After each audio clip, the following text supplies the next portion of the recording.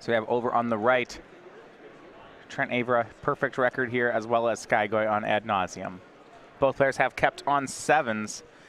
And Sky will start the game on a suspended Lotus Bloom. Remember ad nauseum, that was actually the deck that won the Open last weekend. And he is going full throttle here. Turn 1 Lotus Bloom and pitch Simian Spirit Guide for Pentad Prism. And cast Sleight of Hand. So that it looks scary, but actually he's using this Pentad Prism. That's a big expenditure of cards just to kind of fix his mana. And it looks like he had the Sleight of Hand and a Serum Visions in hand, no other blue source. And with the Lotus Bloom, it's pretty easy to get to the threshold of mana to start casting ad nauseum plus Angel's Grace. Yeah, because he kind of burned through a mana there using the Spirit Guide that way. This is the kind of start that can really put him in trouble against a Thoughtseize and Inquisition, a Kozilek, but I don't mind the spot here. A swing from Goblin Guide comes from Avera. It shows Laboratory Maniac on top of Sky's deck. As opposed to the deck we saw win last weekend, Sky does have 2 win conditions. He has 1 copy of Lightning Storm and then that 1 Lab Maniac. Certainly drawing it before the combo turn is not how he'd like to see things go. You know, it's not ideal. It's really the matter of whether he's drawing that and not drawing both combo pieces. All right, so Temple of Deceit's the play for Sky. That's the blue mana he was looking for. Found it off Sleight of Hand. He scries to the bottom and says go. 2 turns left on this Lotus Bloom. That's what we're going to have to keep our eyes on. And you'll notice he does have that Serum Visions, that second blue cantrip in hand. Did not expend the Pentad Prism mana because he drew the Temple off of the Sleight of Hand, and he'll be able to cast the Serum Visions and a card that he scried to the top, or 1 after scrying 2 to the bottom before that Lotus Bloom comes off suspend. Yeah, he also has a copy of Phyrexian Unlife in his hand. And you mentioned that as one of the most powerful spells you could play against Burn. Yes. Avera, though, the best thing that he can do out of the Burn deck is to have a fast clock, and it looks like he has just that. Had the turn 1 Goblin Guide. He's thinking about playing double Monastery Swift Spear here on the second turn. Yeah, that's some really nice aggression. Yeah, it means all his, then, you know, his burn spells down the line, Boros Charm starts hitting for 6. There's a lot to like in that. The thing is, though, Sky was on the play. With the Lotus Bloom on suspend, very likely to have a turn 4 kill. Burn just doesn't have that many turn 3s. Yeah, I mean, if Sky has a turn 4 kill on the play, from the Burn side, you just, and sometimes you just have to shrug and say, well, all right, you got it, friend. But you do see Goblin Guide and the 2 Swiftspears swinging in for 4. The top of the deck for Sky is not being too friendly here. You see he's going to draw Pact of Negation this turn. So you know his hand has both a Laboratory Maniac and Pact of Negation in it. Neither of those cards are any good right now. Pact of Negation actually can allow Sky to beat a turn 3 kill if Trent needs to resolve a burn spell on this next turn here, because he can actually win the game on his upkeep. Right, he can, okay, so he can combo on his upkeep. He doesn't even need Angel's Grace. Well, he would need Angel's Grace to not lose. He'd have to control Phyrexian Unlife or cast Angel's Grace on that window so they can actually ad nauseum there. But he'll get the Lotus Bloom. He'll be able to ad nauseum with that Pact of Negation trigger on the stack and win the game before that resolves. Okay. You see resolving another Serum Visions. He's got 2 lands to scry. I think it looks like he's going to keep one of them on top. Pretty smart in the face of Goblin Guide. The question here is whether or not Sky has the combo rolled up. You know, there looks to be some trouble on the left side of the battlefield. I'm not even sure that if he has the combo or the 3rd land. Next turn, he'll get to have 6 mana total, even without the land drop. Maybe 7 after he draws the land. So if he has the combo, he should be good to go. But I think Trent is going to give a turn 4 kill, especially with this kind of start. I spy a Phyrexian Unlife in the hand of Sky. No sign of an ad nauseum as of yet. This is what Burn can do very well. It can force Sky to have that turn 4. See, counting through it. Yeah, Phyrexian Unlife, Simian Spirit Guide, Laboratory Maniac, and Pact of Negation appear to be the cards in Sky's hand. The top card of his deck is a land. And Ryan, I have a really cheeky play here from Trent. If he's got some extra damage in his hand, is there a chance that Trent just, and you know, so Sky scried to a card to the top with Serum Visions. Is there a chance that Trent just holds back Goblin Guide to deny an out? Just says, okay, don't draw this land. I know you kept a land on top. Here you go. Yeah, it's certainly possible. Sky burns that last Pentad Prism counter to put Phyrexian Unlife into play. Definitely worried about a turn 3 kill. Well, the thing about this situation now with the Unlife in play, 2 lands, Lotus Bloom, Sky doesn't need a land. Right. He just needs Ad Nauseam. Cast Ad Nauseam with the 5 mana off the Bloom and the 2 lands, and then you draw your... Well, actually, no, there's 2 Simian Spirit Guys exiled now because of that Pentad Prism play. So Sky does need a land. Well, he could cast Ad Nauseam, and then he'll draw a land, right? Sure. Yeah, that's right. I suppose when you draw 45 plus cards, you'll probably hit an untapped land. So this not saying Goblin Guide play is interesting to me here, because if Sky already has Ad Nauseam, Trent's not going to win, right? He's got the kill with the Unlife. So you assume Sky doesn't have Ad Nauseam. If he doesn't have Ad Nauseam, don't draw him a card deeper. Take a turn off. Say, yeah, go find one. I think it's largely just the question on the breakdown of the math between clocking with Phyrexian Unlife, whether or not you need to attack with a Goblin Guide on this turn. Sure, we have a burn spell upstairs for 3, and then a swing in with Creatures. Prowess has triggered, so it looks like 9 damage going to be sent off this turn.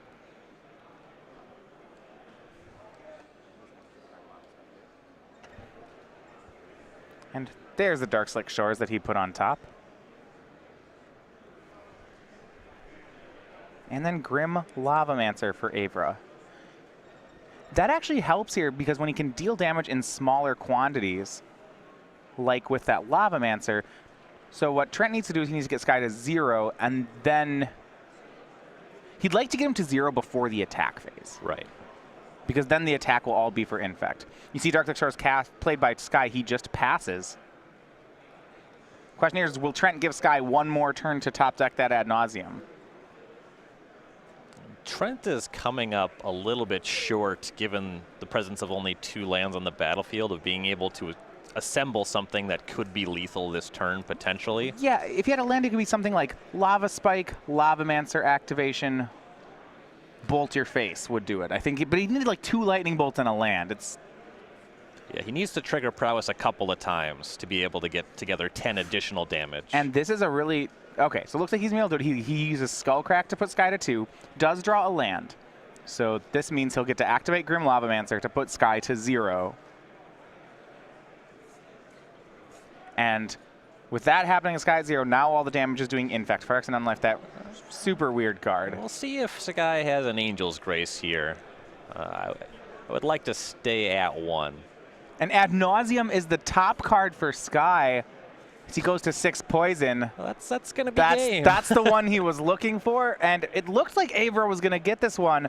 There were 4 outs in Sky's deck. Slightly more than 4, Yeah, right? yeah, he could have cantripped into it. Right. But he does find a copy of Ad Nauseam, and it looks like that's going to be good enough to get the game for him. So, we'll go through it here. Sacrifices Lotus Bloom. Standard Classic players. For 3 mana. 4/5. You see he's going to make 3 red. So he has a red mana floating. He spends 2 of his red and all the mana from his lands to cast Ad Nauseam.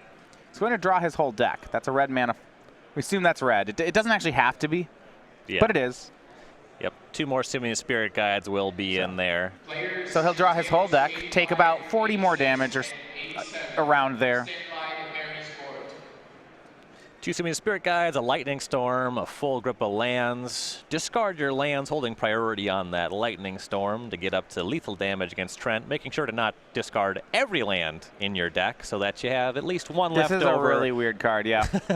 So that your opponent can't just throw it back at you. So yeah, he's going to pitch the remaining 2 Simian Spirit Guides in his deck and use that floating red mana to cast Lightning Storm. You can discard a land. One of the most... Basically your lands become shocks until end of turn. You can just pitch them for 2. Yeah, a really weird Seismic Assault. Plus an additional 3. So 5, 7, 9, 11. One of the most beloved cards in the Cold Snap expansion. In fact, one of the very few liked cards. So this will make 17 damage, and that will go across. Sky Goy takes game 1 in what ended up being a very close game between the 2. Mm-hmm. That's how a lot of the games for the Ad Nauseam deck look. Just holding on, holding on. You have some nut draws, but any hand with certainly 2 cantrips and a Lotus Bloom, that's super keepable.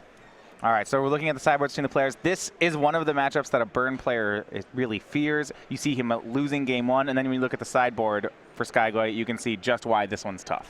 Yeah, I'm not too thrilled to play against Leyline of Sanctity with my Lava Spike deck. Yeah, we actually saw round 1, our Ad Nauseam player, our defending champion from last week, play 4 Leyline of Sanctity in the main deck. Ugh. But 4 Leyline of Sanctity, okay, making it so you can't be the target of spells, that just sounds amazing. Yep. Certainly brings those in. Looking at other cards, we have Thoughtseize, Patrician Scorn, Painful Truths, Hercule's Recall, Slaughter Pact, Boseiju, and Echoing Truth. Anything you like here, Ryan? The 3 copies of Darkness. Oh, yeah, okay. That's going to prevent the out of your opponent killing you with creatures when you have Leyline. That one seems quite solid here. Darkness, if you're not familiar, it's just the card Fog, Yep. but it's 1 black mana. Right, from Legends. Modern legal by virtue of being time shifted. So we now have Fog. What you can play: White Fog, regular Fog, Black Fog. When are Red and Blue gonna? Or when's Blue gonna get Fog? Right, 1 blue. Blue. Oh, it's not, it doesn't have a 1 blue fog. But blue does have some fogs. You got Cryptic Command. You got Giga Drowse. No, just 1 blue Fog. When are they gonna? I think that's totally reasonable. Nope. Waiting for that card. That would actually probably making the Taking Turns deck too good. What is it? Exhaustion? Does that count for Blue Fog? Sure. All right. Looks like Sky and the Judge are fixing some broken sleeves here for the next game, so there's going to be a second as the players do that. But that gives us time to talk about Trent's deck. Very straightforward. 4 Path to Exile. Okay, no creatures in Sky's deck. Fine. 4 Destructive Revelry, 3 Deflecting Palm, 3 Atarka's Command, and a Searing Blaze. Now, on the surface, that you might think, hey, Trent died to a 17-point burn spell. Deflecting Palm is going to be pretty good here. But it's not actually how it works. Yeah, you'll also note that Sky had a Pact and Negation in hand before resolving Ad Nauseam. And he drew his whole deck. So pretty easy to... You can't fight against Ad Nauseam with something you plan to do after Ad Nauseam resolves. They just use Slaughter Pact and or Pact and Negation to solve all of their problems for 0 mana. So the card that Trent is looking at here is Destructive Revelry because it can destroy Phyrexian Unlife. Sometimes you take a Pentad Prism. Sure. Now, is there a chance that he could hit Lotus Bloom with it during upkeep or something like that, or no-go? Generally, it's going to be a no-go. You can just cast Ad Nauseam plus Angel's Grace in your upkeep. We could see Trent maybe bringing in these Atarka's commands. It's something that can at least pump your team when your opponent has Leyline of Sanctity. But it's not a very exciting card. It doesn't especially matter. So mostly some number of Destructive Revelry. Trent does not want to get caught with a hand full of this naturalize effect, even though it is quite good in the spots where it's good. It can end up costing him games if he draws too many when it's not the proper spot for that. Yeah, pretty so. But I think one of the difficult parts on the burn side, at least Trent's, is that game 1 he really did just about the best his deck could do. If Sky's going to hit the combos on time, that's just about where it's going to end. All right, so players are going to get ready for a second game here. We're going to talk about the SCG Tour. So this is our second Modern Open of the Season 1. We have tons more Magic to go. So this season, we started at the December Invitational at the beginning of December. That was the main event won by Jacob Baugh, as we see on Energy Tokens. But so far the season started with a pair of wins from Brennan DeCandio. We had him as the Open champion in Atlanta, and then winning again in the Columbus weekend. We got our second winner in Richmond as former Invitational winner Dylan Donegan won that tournament. Took a break for regionals and then went over to Baltimore a few weeks ago, where really our first team event ever was won by one of the strongest teams in the field. Yep. Matt Nass, Sam Party, and Ben Stark taking it down. Yeah, and in what was a really dominating performance, not losing a single game throughout the elimination rounds. Very impressive for them. Then we went over to Indianapolis. We had our first Modern Open. That was just a week ago. And so far, the first trophy, that was handed to Nicholas Bird playing Ad Nauseam. And looks like right now it's Sky Goy up a game. Ad Nauseam perhaps could just be the 2-time winner in Modern. Yeah. So we're in Dallas for Modern this weekend. Then we take about a month break, but we have our first Legacy Open of the season. That's going to be Worcester, April 8th and 9th. So one of the things we actually have a lot of this is shaping out to be a season where we have a lot of opportunities to play Legacy. We had the February Baltimore Open, the Legacy only Open. This is in April in Worcester. And as you'll see later on the schedule, we now have added a second team open that's May 20th and 21st in Louisville. Before that, though, 3 weeks earlier, we'll be in Atlanta to play Standard.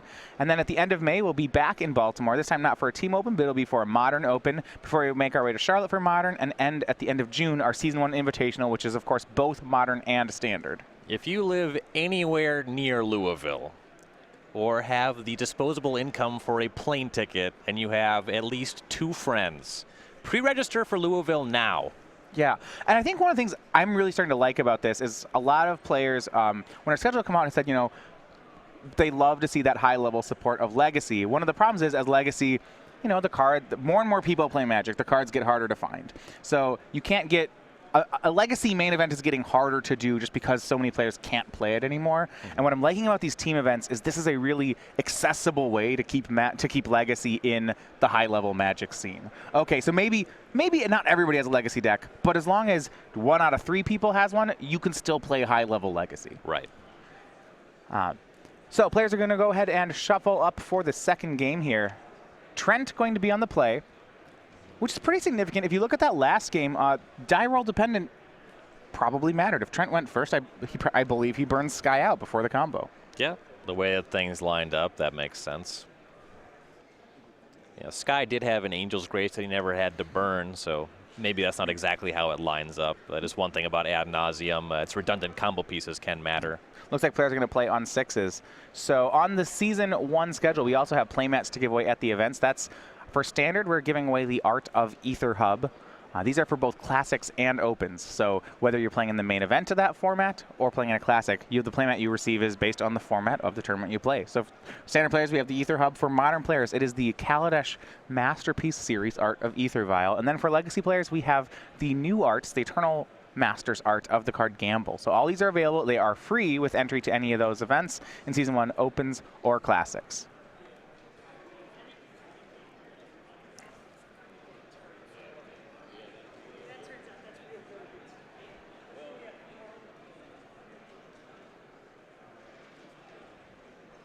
And looks like we are underway for the second game. Both players keeping on 6, scrying to the top. It's going to be Goblin Guide from Avera. And it shows Ad Nauseam on Sky's deck. Not a land, but not a card that Trent is likely happy to see.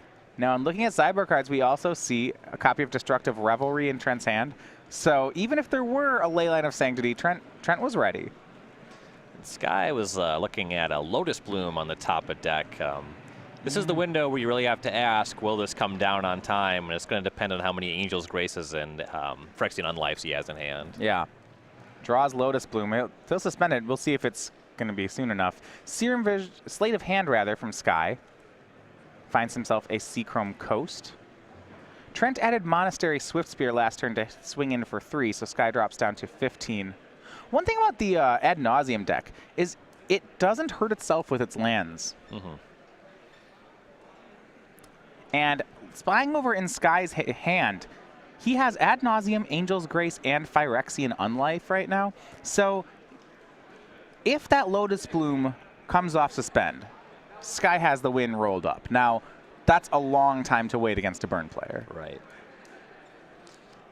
And Sky's deck actually not playing a single land that can damage himself. We saw Nicholas Bird's list did start playing some number of fetch lands and shock lands. None of that stuff here. Sky going to continue burning here. Lightning Helix upstairs and a swing for 4 from Trent, rather, puts Sky down to 8.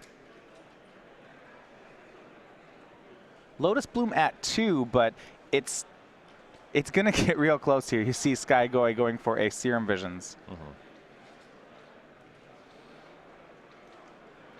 Though he can, if he has extra copies of Angel's Grace, he can start keeping himself alive using those cards. Yeah, it looks like he has Unlife, Angel's Grace, and a Serum Visions, so he's just seeing if he needs to use Angel's Grace this turn or if he can afford to Serum Visions. Yeah, that was the decision, right? He has that Seachrome Coast. He could have Serum Visions, but instead he decided to pass. He's a little, 8's just too low to... Yeah, well, a Boros Charm kills him here. Yeah. 2 1-mana spells kills him here. Suspend 2 Rift Bolts by Trent. Puts Sky down to 5. That's pretty scary. Leyline of Sanctity on top. Right where he wanted it. Bloom down to 1, but this might actually work out for Skygoy.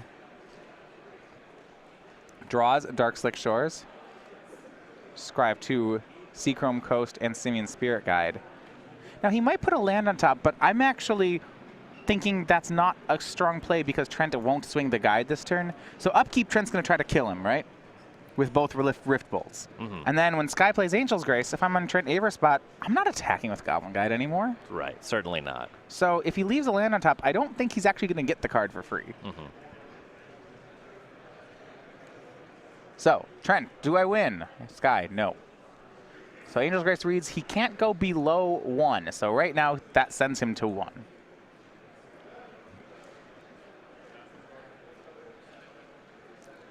What I do like about in Trent's hand is he's got a copy of Destructive Revelry. So Sky is going to try to go for a Fire Axe and Unlife plus Ad Nauseam. He's going to have a bad surprise there. Not to mention that he's a bit light on mana to be able to cast both those spells in the same turn. Yeah, I mean, he might be trying to do it in 2 steps, right? At Unlife, go. If his win here involves Fire Axe and Unlife, Trent's got it covered. Right.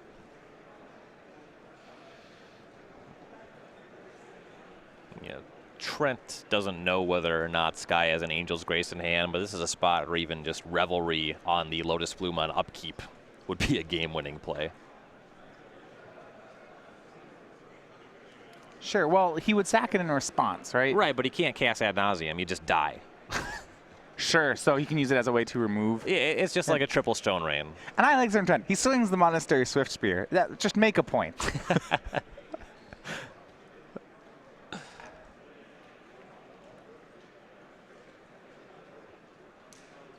He's got other burn here, but Sky's stuck at 1. Angel's Grace is active. Looks like Atarka's Command, Destructive Revelry, Skullcrack in Avera's hand. So upkeep, Lotus Bloom. He casts it. Trent's going to Destructive Revelry it. Might do that. Might just go for the lethal Skullcrack. Yeah, goes for the Revelry. So Sky can sacrifice the artifact so that he doesn't take damage. But then what? Exactly. He has to have Angel's Grace plus Ad Nauseam to make that work. So he floats 3 black mana. Yeah, I don't...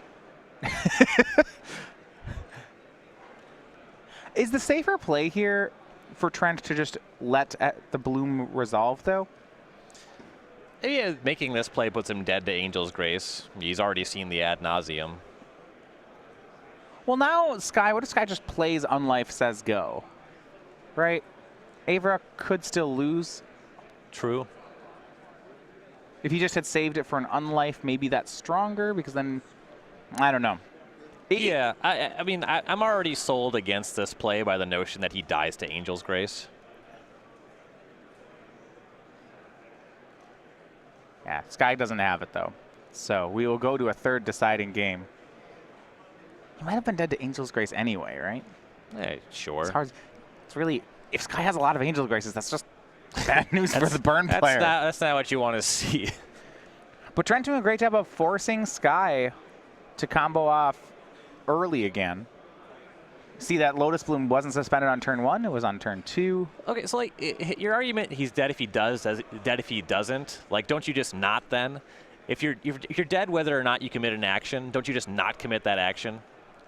Right. So like whether or not you, I mean, the idea would be, right. So as it turns out, if you hadn't Revelried the Lotus Bloom, Sky's play would have been, I believe, just to cast Unlife, say go. Yeah. Well, then Revelry looks great. You just kill the Unlife. Yeah. And I think if it's Angel's Grace plus Ad Nauseam, yeah, you're dead both ways. Yeah. So you at least represent mana, you know, not that Sky has to worry about anything. Yeah, so if you can't beat Angel's Grace Ad Nauseam, then you want to make sure that you beat Unlife Ad Nauseam. Right. And if that's what you want to do, then you should hang on to Revelry. Right. We are going to go to a 3rd deciding game now between Ad Nauseam and Burn. No, both players mulling to 6 that time. No turn 0 Leyline, certainly helping out Skygoy, though Trent was at the ready with Destructive Revelry. So if you want to catch up on all the action from yesterday, including Trent Avera's round 6 win over Tan and Grace, check out the StarCityGames.com YouTube channel. We have all sorts of content over there, including the best of the SCG Tour highlights from all of our events. So you can get all the rounds from yesterday. Those will come up midweek over on our channel. We also have our Versus Series and Commander Versus Series. Those are players play testing some of the top decks of the format in the Versus Series. And then Commander, we have some of our in-house Commander cast players also playing Magic. We have a lot of that, and it's all free over at youtube.com/StarCityGames. Multitude of great content on there. The winner of this third deciding game, is going to be the only remaining undefeated player in the tournament, Sky and Trent, starting at 9-0 here. Getting to be that first fighter 10-0 oftentimes counts as, it only counts as one win, but it can feel like so much more. Especially in these larger tournaments, tiebreakers can matter toward the end of the tournament. Right. So when you're at 10-0, it not only means that first of all you're in first place, but it means that if you drop a game later on, you likely have the best tiebreakers at your record. Right. It's a very strong spot to make it into top 8 from. Yeah, if you can be at table 1 or 2 or frequently even 3 in round 15. Right, you don't have to play the last round. Well, you're so likely to make it. You could be in a spot where you're in with a loss.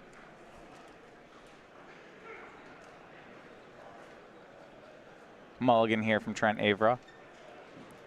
Though last game he was on a mulligan, it did not noticeably change his clock. As long as Burn doesn't draw too many lands, if the deck just lost because it drew 4 lands every time, then mulliganing would, of course, be supremely punishing. The deck's just a little bit better than that. Modern Classic competitors, that is time in the round. Active player finish your turn, receiving 5. And that 6 just gets slid right back in for Trent. That is time in the round. It's going to be harder on 5. At some point you start being very low on resources. Now what I do like about this matchup is, these repeatable sources of damage, things like Goblin Guide, Monastery, Swift Spirit, they don't really get killed in the matchup. So a turn, say he has a double Goblin Guide hand on 5, that could do 12 damage. I was going to ask how many Leyline of Sanctity you thought that Sky had in his hand. You can see now that it's 0. So it starts off on a Temple from Sky. So yeah, in both sideboard games, looks like Trent is going to dodge Leyline of Sanctity, but will that be enough? It would probably be too much for him to overcome on a mulligan to 5 playing against the Leyline. So he has that going for him. Turn 1 Lava Spike. But that means no turn 1 creature, and that is bad news. Right, so when you're only casting spells, there's no upside really, right? Lava Spike deals 3, and it deals 3. Goblin Guide can deal 6.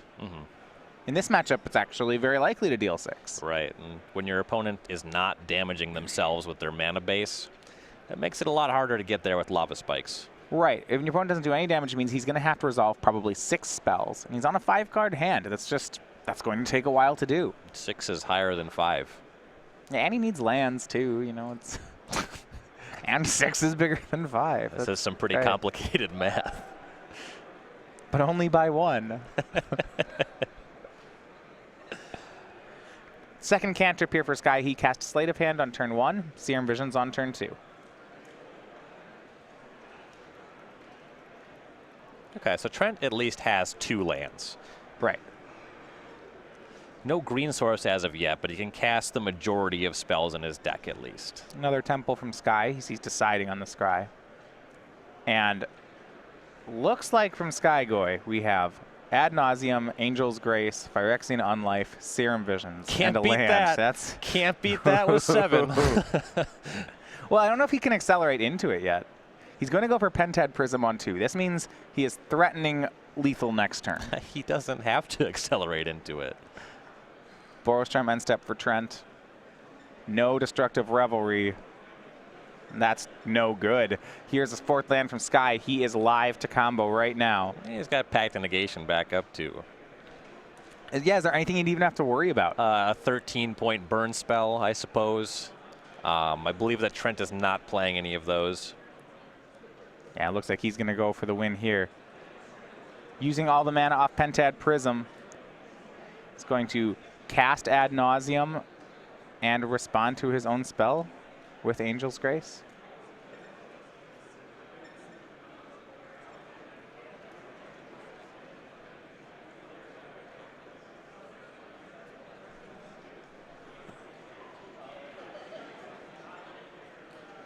Sounds good. You are allowed to respond to your own spell, though. Mechanically, you do need to announce to your opponent that you're going to do that. I don't think it really matters which order you plays in because one of them has split second. Right. You just have to make sure that you're not asking your opponent about ad nauseum. You're telling them, and you're telling them also that you're holding priority. Pausing there can be a fatal misstep. Yeah.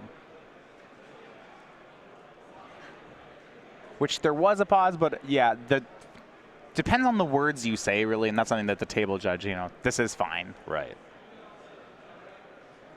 And so he can't lose the game this turn, so he'll draw his whole deck. There still is Lightning Storm. Trent reading the card just to be certain. This still kills me. Yes, did.